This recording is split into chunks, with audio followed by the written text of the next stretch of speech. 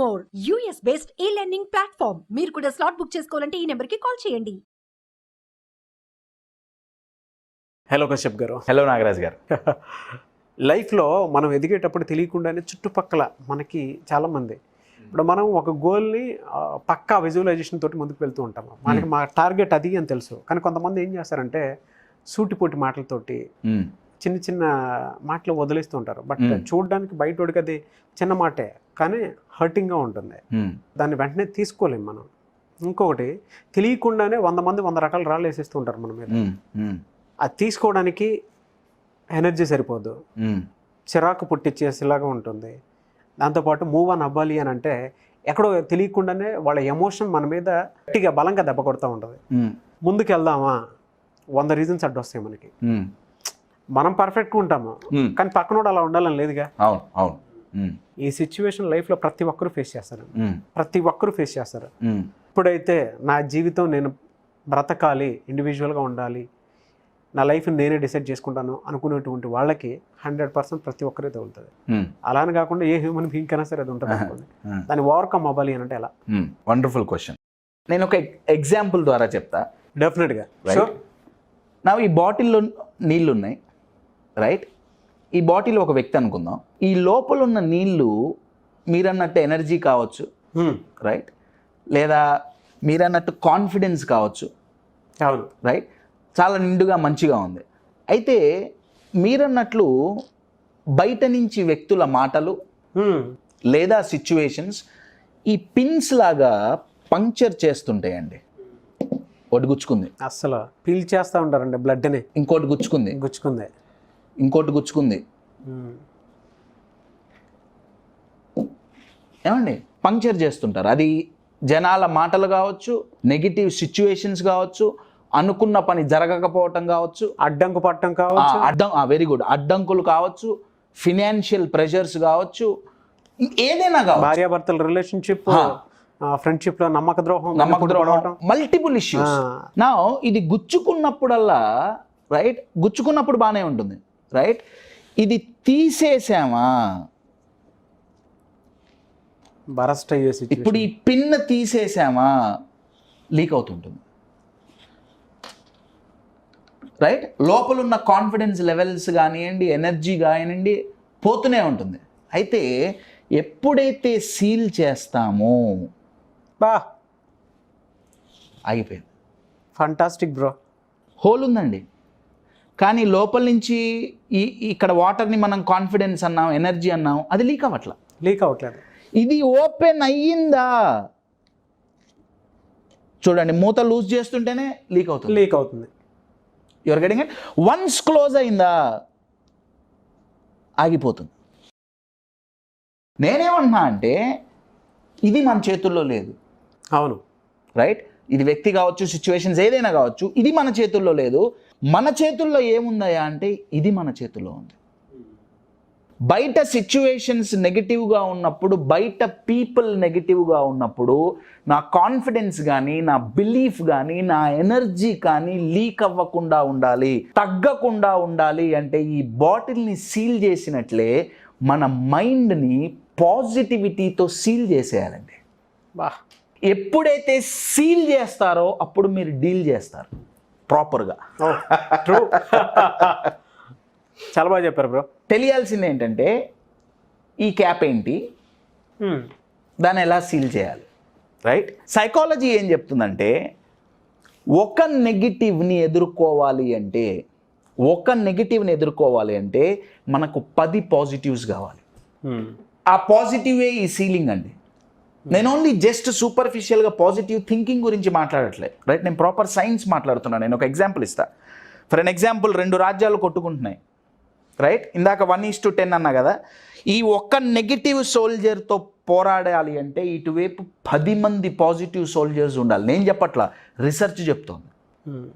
Your getting it? ఈ లెక్కన ఒక్కదానికే 10 పాజిటివ్లు కావాలంటే ఒక 10 నెగిటివ్లు ఉంటే ఇక్కడ బ్యాంక్ బ్యాలెన్స్ ఎంత ఉండాలండి?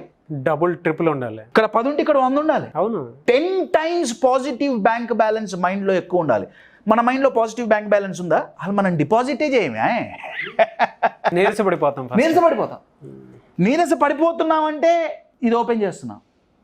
ఇది గనక టైట్గా ఉందా, చూడండి ఎంతోసేపు అయింది, అలా కారట్లా. ఇది టైట్గా ఉందా, బయట నుంచి ఎన్ని హోల్స్ పడ్డా మన కాన్ఫిడెన్స్ పోదు, మన ఎంథూజియాజం తగ్గదు, మన ఎనర్జీ లెవెల్స్ పడిపోవు. ఇది ప్రాక్టికలా, పాసిబులా? ఇది చెప్పడానికి నేను ఒక ట్రూ స్టోరీ చెప్తానండి.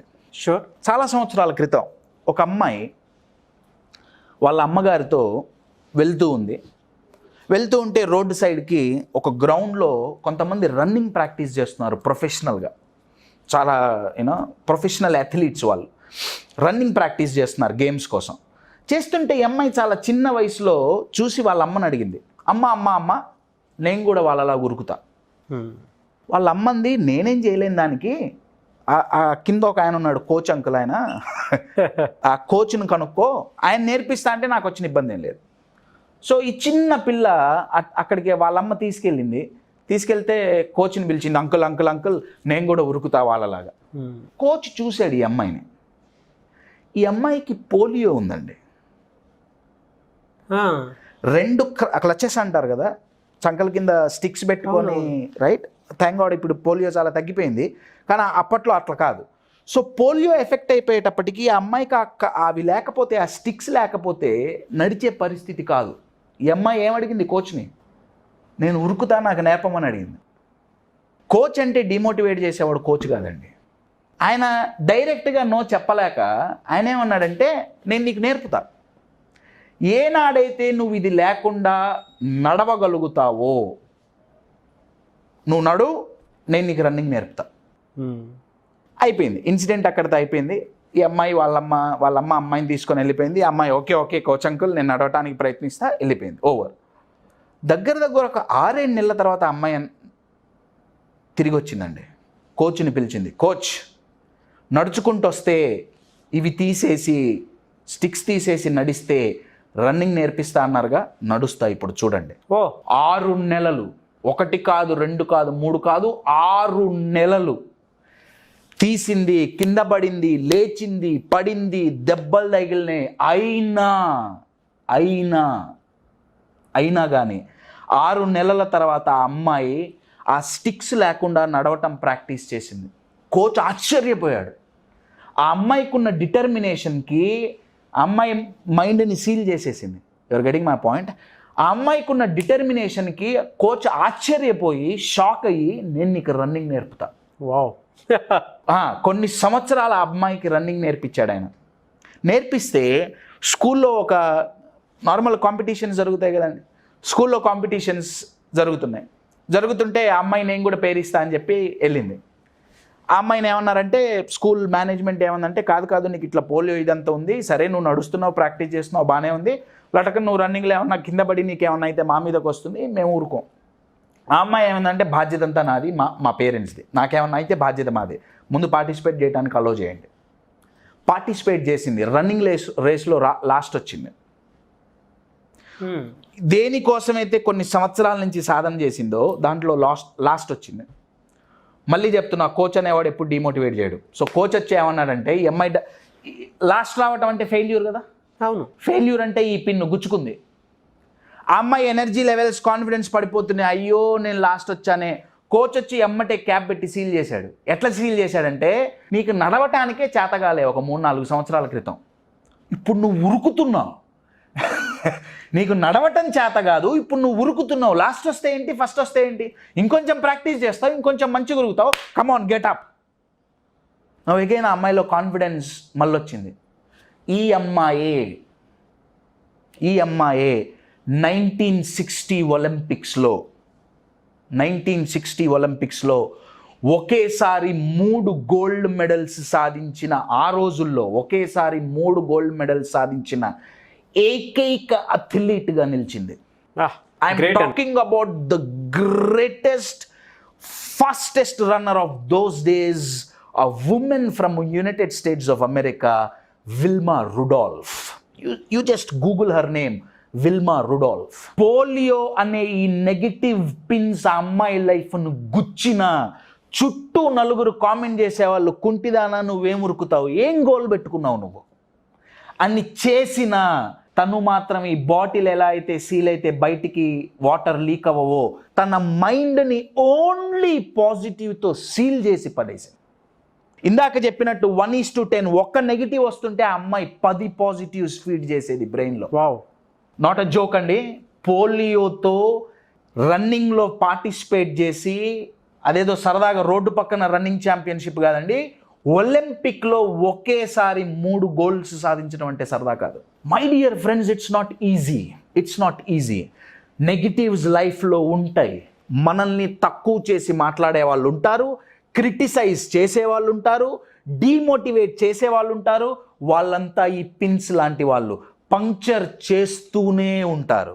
ఎప్పుడైతే మీది పాజిటివిటీ అనే సీల్ మీ మైండ్కి లేకుండా ఓపెన్ అయిపోతుందో అప్పుడు మీ కాన్ఫిడెన్స్ పోతుంది, మీ ఎనర్జీ డ్రైన్ అవుతుంది, మీ విల్ పవర్ డ్రైన్ అవుతుంది, బాడీలో బ్లడ్ మొత్తం బీపీ లెవెల్స్, షుగర్ లెవెల్స్ అన్ని డౌన్ అన్నీ అయిపోతాయి. పోతాయి. అవును.